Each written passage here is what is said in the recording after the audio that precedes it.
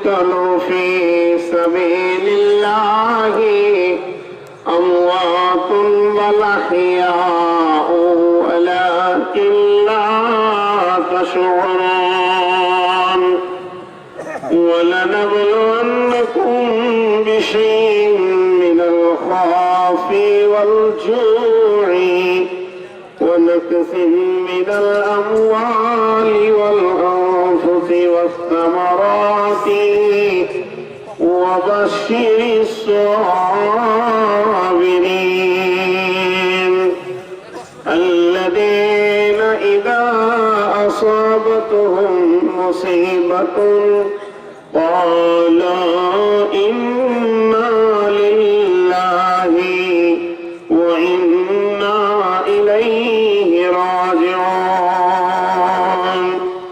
أولئك عليهم صلوات من ربهم ورحمة وأولئك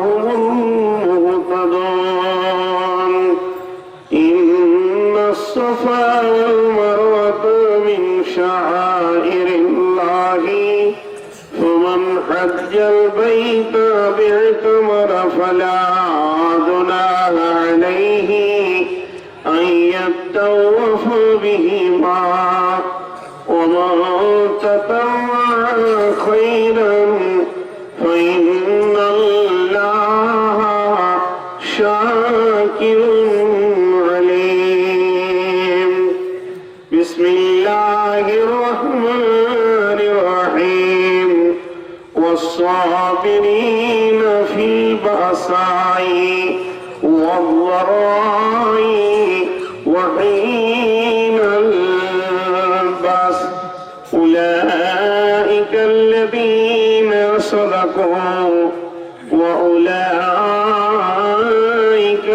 هم المتقون بسم الله الرحمن الرحيم أولئك الذين اشتروا الضلالة بالهدى والعذاب بالمغفرة فما أصبرهم على النار ذلك بأن الله نزل الكتاب وإن الذين اختلفوا في الكتاب لفي شقاق بعيد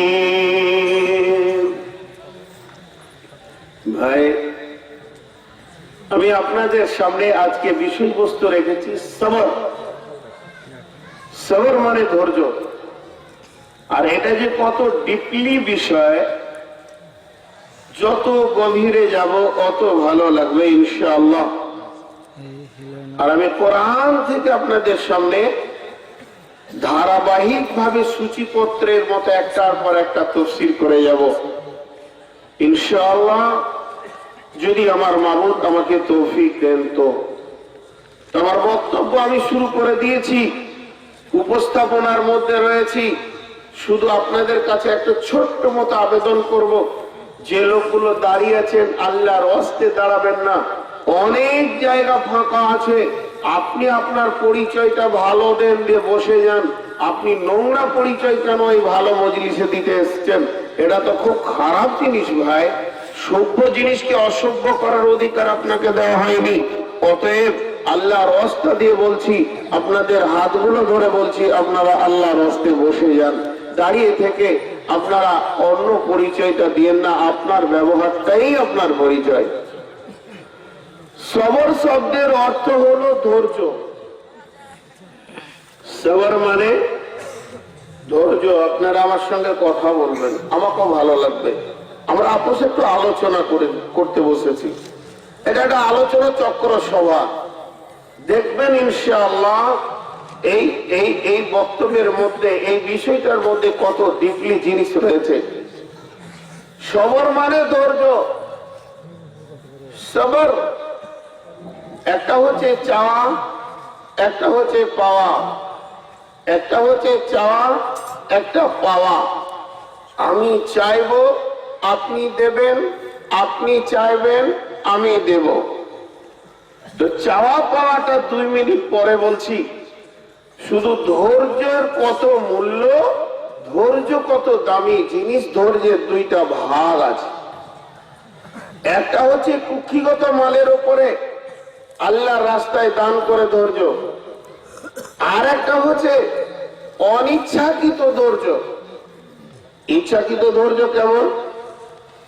আপনি আমার বাড়ির দরজায় দাঁড়িয়ে আছেন, আমি বলছি ভাই আসছি, দাঁড়ান, একটু লেট হবে।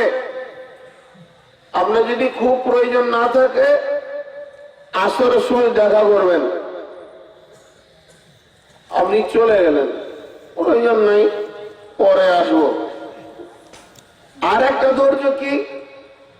আপনি খাগড়াঘাটে গেছেন, টিকিটে লেখা আছে তেষ্টা তো স্ট্রাইক করে রাত 12টা 20-তে ঢুকবে। আপনি 12টায় গিয়ে ওখানে বসে আছেন, দিয়ে বলছে 2.5 ঘন্টা লেট। কিছু করার নাই, গাল চুলকিন দাঁড়িয়ে থাকতেন। এক ধৈর্য, মন চাবে না তারপরও বসে থাকতে হবে। সহজ করে যদি আপনাদেরকে বোঝাতে যাই, আপনার দোকানে গেছেন, যে একটা 20 টাকার নোট হাতে ছিল, পড়ে গেছে, হারিয়ে গেছে। আপনি লাইট নিয়ে ঘর গেছেন, একবার মাকান, আর একবার গেছেন দোকান, দোকান আর মাকান, মাকান আর দোকান। এই করতে করতে করতে করতে আপনি টাকাটা যখন পেলেন না, তখন বলছে যা দান করে দিলাম। কত বড় দাঁতাও পাইনি, ওই লাগে বলছে দান করে দিলাম। আর একটা আপনার পকেটে 500 টাকার নোট এখন ভরা আছে, চুরি হয়নি, কেউ নেয়নি, আপনাকে কেউ গলায় গামছা দেয়নি, বুকে পিস্তল দেয়নি, ধীরে ধীরে নিয়ে সেটা টেবিলে নামিয়ে দিলেন, এইটা একটা দান।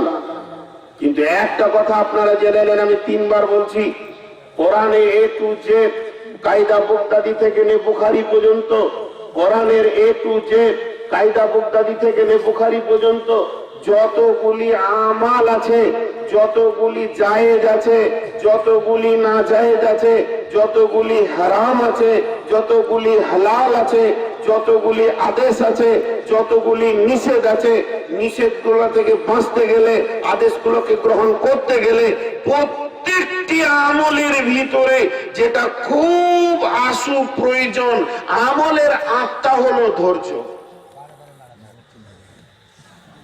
একবার করে জোরে বাজছে, একবার করে কম করে বাজছে কেন রে? একটু জোরে বাজছে, একবার কম বাজছে, একবার ওই যেটা সাউন্ড জোরে বাজছে ওইটাই ভালো, ওই রকম থাকবে। গুজুর গুজুর করি না, আমি একটা খুব বদমাস বক্তা। তো ভাই একবার কোরআন শরীফটা দেন, খুব ভালো করে শুনেন। ধৈর্য ছাড়া একটাও আমলকে আপনি কমপ্লিট করে বানিয়ে দেখাতে পারবেন না। প্রত্যেকটি আমলের আত্মা হলো ধৈর্য, প্রত্যেকটি আমলের আত্মা হলো ধৈর্য। ছোট্ট করে একটা দেখায়, আমি হুটপাট করে একটা জালসায় যাওয়ার জন্য রেডি হয়ে গেছি। আর আমাদের এলাকাতে অনেক বিড়েলি আছে, আপনাদের এলাকায় নাই মনে হয়, আছে? ওই যে মাজার পূজা গো, হ্যাঁ। তো আমার বয়সী একটা মুরবি, ও বসে আছে, বলছে এই শোন শোন শোন, আমাকে বলছে, ও আবার সে গাঁজা খায়, আর বড় বড় মোচ আছে, এইগুলো সব গাঁজার খোল কেটে নষ্ট হয়ে গেছে মুরবি। তো ফের আমাকে বলছে, এই মৌলবি তুই তো লেকচার দিয়ে বেড়াস, তুই বলছে এই জন্য আমাকে ছোট করছে না, একই এলাকার সমবয়স। তা বলতো পৃথিবীর প্রথম গুনাহ কি, আর আদম আলাইহিস সালামের বাপের নাম কি? আচ্ছা, ওর কোন প্রশ্ন করার কোষ আছে? তো ওকে আমি দেখলাম যে উত্তর তো দিতেই হবে, এই শালা যেমন খুঁটা তেমনি খুঁট বেড়ে যায়। তখন আমি বললাম যে আদম আলাইহিস সালামের বাপের নাম জানিস না? তুই আবার কোন মৌলবি রে, তোমার পীরের মুরিদ? আদম আলাইহিস সালামের বাপের নাম হচ্ছে আবু আদম। তাই নাকি? খুঁজেই পেয়েছে না। তারপরে আমি বললাম যে পৃথিবীর প্রথম গুনাহ হলো অহংকার, পৃথিবীর প্রথম নেকি হলো সাজদা। তো দেখেন, আদম আর ইবলিস গুনার ব্যাপারে দুজনই সমান। আদম যতটা গুনাহ করেছে, আপনি দাঁড়িয়েছেন মানে বসে থাকা পারি,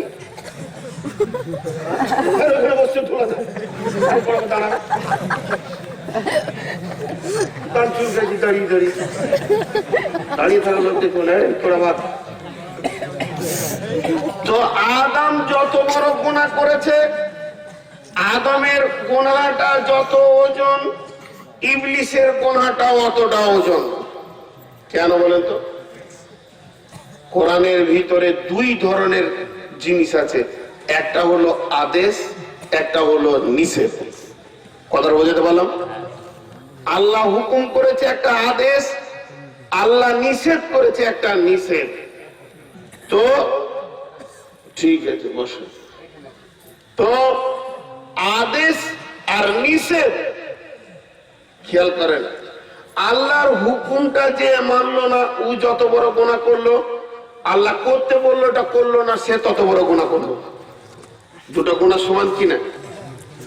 আল্লাহ যেটা করতে বলেছে ওইটা না করা, আর যেটা না করতে বলেছে ওইটা করা, তাহলে গুনাহটা বরাবর হলো কিনা? আল্লাহ বললো কি? বিসমিল্লাহির রহমানির রহিম, ওয়াইদ কুল্লা লিল মালাইকাতি ইসজুদু লিআদামা ফাসাজাদু। আল্লাহ রাব্বুল আলামিন সকলকে সাজদা করতে বললেন, আদমের কাছে সবাই করলো কিন্তু ইবলিস করলো না। তার মানে আল্লাহর হুকুমকে মানলো না, মানলো না, মানলো না, মানলো না। তাহলে যদি আপনি লেখেন ইবলিস গুনাহ করেছে 100-তে 100%, আমি জিজ্ঞেস করব কেন, তো আপনি বলবেন আল্লাহর হুকুম মানলো না। এরপরে আসেন আদমকে, ফালা তাকরাবা হাযিহি শাজারাতা, ওই গাছের কাছে তুমি যেও না। আদম চলে গেল। তাহলে আদমের গুনাহটা ইবলিসের বারবার হয়ে গেছে। ইবলিস যদি আল্লাহর হুকুমকে না মানে যে গুনাহটা হবে, আর এখানে ছিল আল্লাহর নিষেধ, আদম মানল না, একই গুনাহ দুজনের হলো। দুজনের গুনাহটা কম বেশি নয়, দুজনের গুনাহটা বারবার হয়ে গেছে। কিন্তু বন্ধুরে, ইবলিস গুনাহ করার পর অহংকারের দরজা খুলে অহংকারের জগতে ঢুকে গেল। আর হযরতে আদম গুনাহ করার পর লজ্জিত হয়ে অনুশোচনায় কাঁদতে কাঁদতে কাঁদতে কাঁদতে সারা জীবন কেঁদে মরল। বন্ধুরে, এর জন্য একটা দার্শনিক বলেছেন, ওরে আদম সন্তান, গুনাহ করা গুনাহ নয়, মাপ না চাওয়াটাই হলো গুনাহ।